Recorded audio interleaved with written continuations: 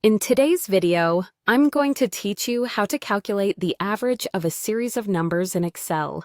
Whether you're managing your finances, analyzing sales data, or just keeping track of everyday numbers, knowing how to find averages in Excel is a handy skill to have. Let's dive in so you can master this straightforward technique and boost your data analysis skills.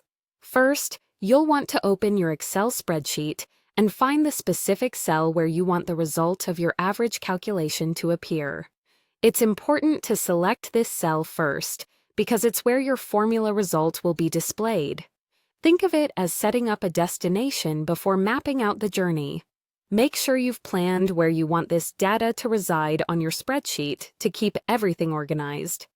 Once you've clicked on the desired cell, the next step is to start typing. You'll begin by entering the formula to calculate the average. Type equals average. Open parenthesis. At this point, the Excel formula bar should be active, and you're ready to define the range of numbers you wish to average. Now, this part is where you directly interact with the data you want to analyze.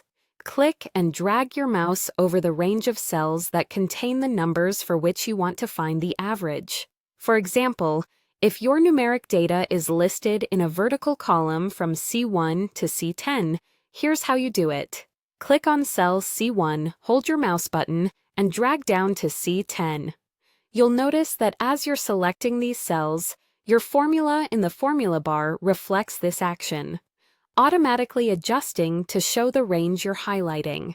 After you've selected the appropriate range, you'll need to close the parenthesis to properly complete the formula. So just type a closing parenthesis.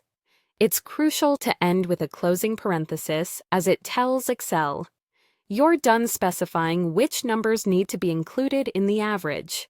The final step is the simplest, yet the most satisfying. Press the Enter key on your keyboard. Voila! The average of the numbers in your selected range now appears right in the cell you initially clicked on.